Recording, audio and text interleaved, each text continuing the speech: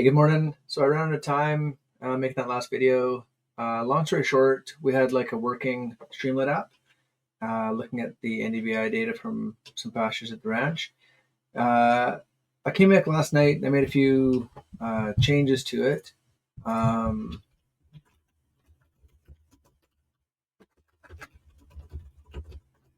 I thought I would just go through and show you a little bit of what we're doing and kind of what we ended up with. So again, I like running Replit here. So let's, these aren't maybe the best, most representative pastures. So I'm going to pop out and we're going to look at Henry West, Hilltop, Home Quarter, and Lone Guard. So first off, you can see that this is the whole time span from early 2023 to end 2024. What we did was I can toggle individual fields on and off. This black line is the overall average of all the pastures on the ranch at each instance.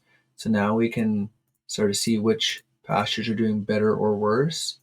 I can zoom in and see. So it looks like in early June 2023, all 4 of those pastures were actually doing better than like what the average was. So these are all built into Streamlit. We can, yeah, it's kind of cool to be able to see what you can do.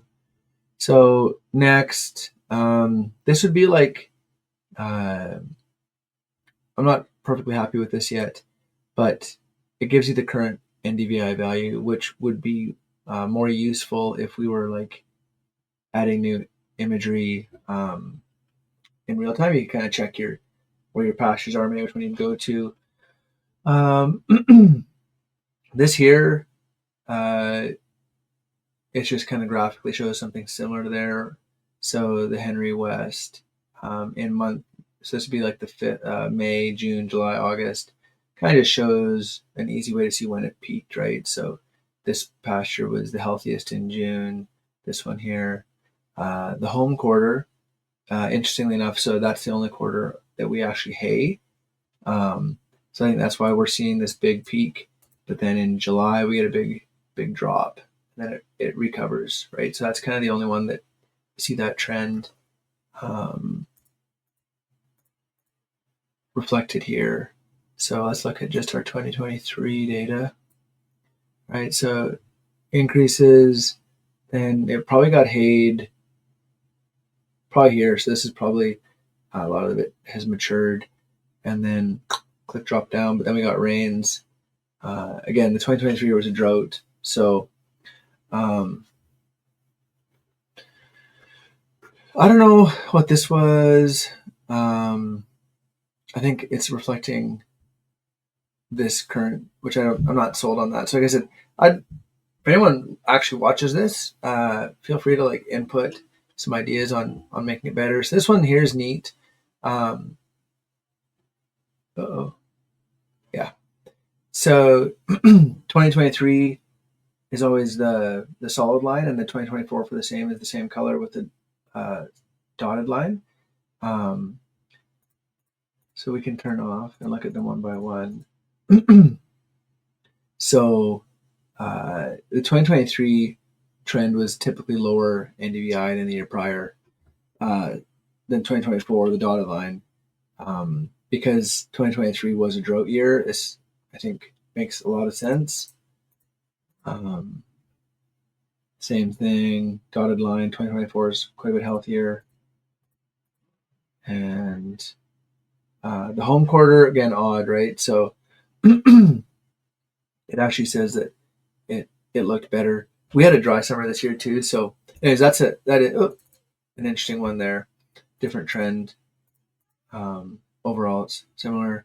So we can also do this one. Analysis didn't work. It's pasture size, because it's all the same pasture size. We'll have to fix that one. The NDVI distribution is kind of neat.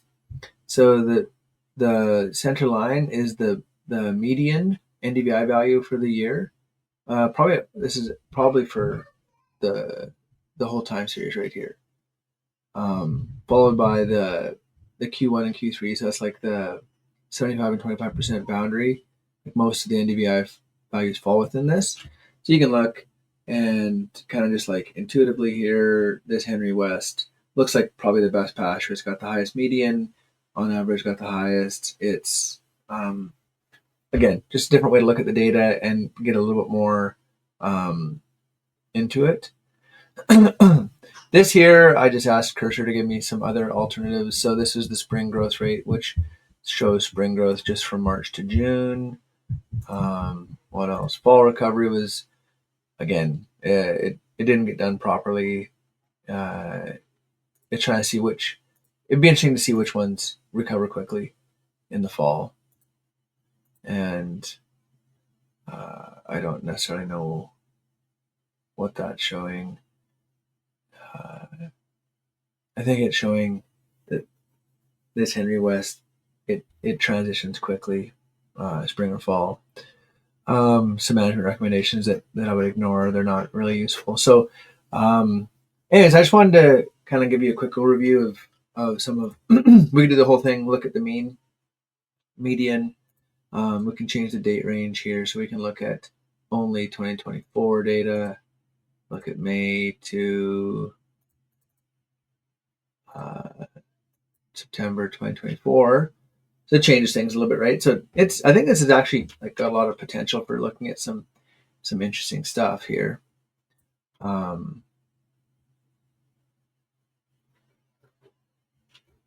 Yeah. So the only thing I thought we could add is I'm going to pop up my cursor composer, and because each of these files is a GeoJSON, because each of the GeoJSON files we are looking at for zonal stats has the pasture boundary location info in it, could we add a simple map overview with the NDVI data? Maybe it's a big ask. I don't know if Streamlit handles maps at all. So I just like Cursor. It works really nice. Replit's really good too.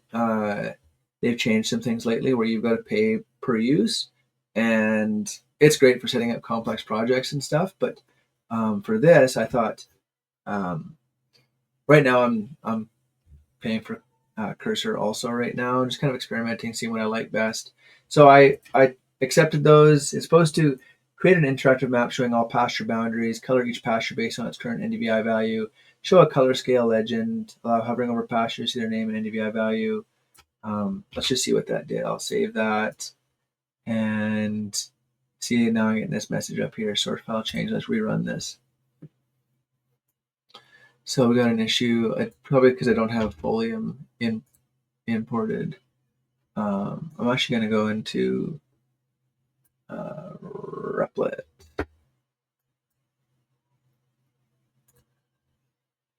And I'm going to use their agent feature, which is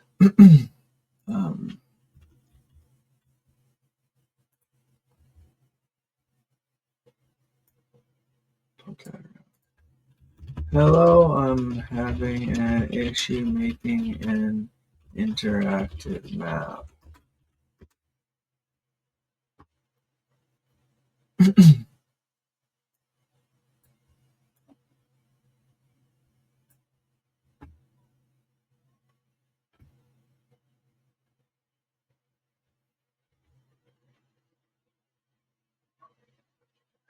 Install Folium.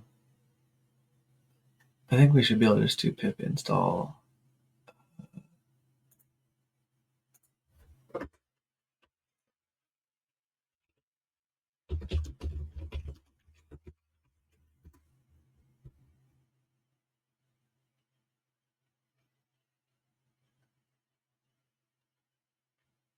And now I should be able to do Streamlit run main.py.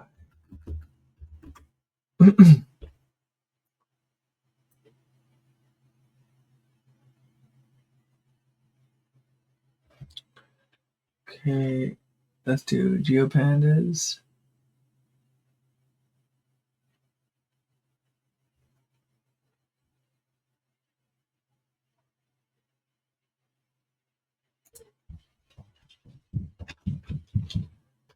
Pip install GeoPandas.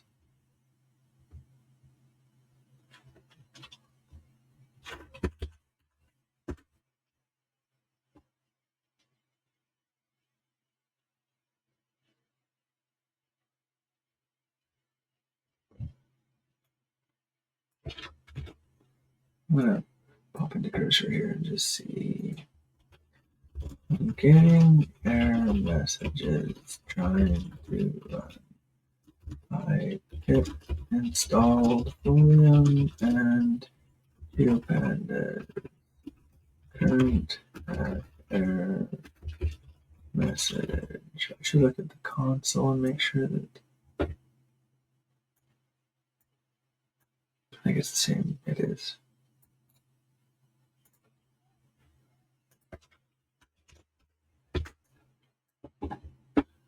See what cursor says here.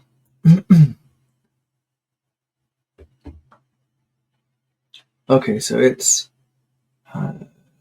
let's accept all, add that to the, I think it was just doing a better job at probably making the proper requirements.txt file, which is all there now. And let's do,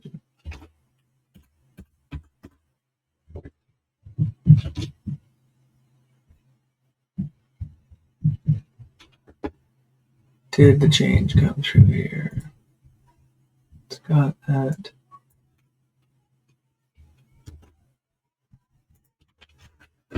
Just pasting the cursor again.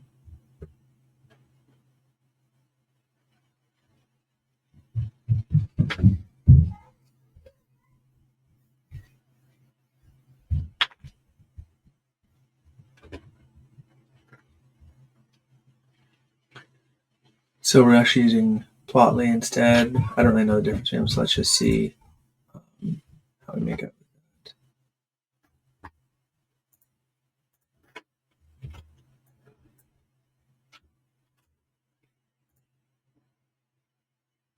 Oh, maybe I needed to click run. It will look at my requirements folder and make any changes. Streamlit's a little bit funny. Everything else on Replit, you just click run and it works. This one, when you click run, you get this final message. You got to go.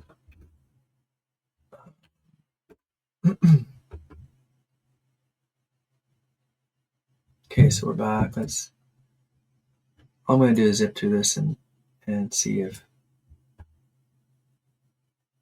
Okay, we're going to switch back to the same ones we were looking at before. Let's do.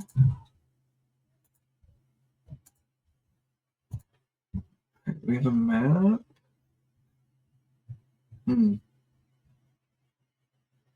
Map's not showing. Anyways, I'm going to keep working on that. So it turns out I had to just show the GeoJSON file again and remind it that it was in UTM, and everything worked fine. So now I set the date of when we're going to have it. Let's look at this map. So the home quarter, this is in that summer after the haying. This is, July 30th, right? So anyways, kind of a neat, real rough draft, but I'm going to call it quits for there. I'm running out of time on my free video here. And for a non-coder, super empowering to be able to do stuff like this. Yeah. Let me know if you have any questions or what you want to do with this, or if you'd like to try it or anything like that. Cool, guys. Have a good day.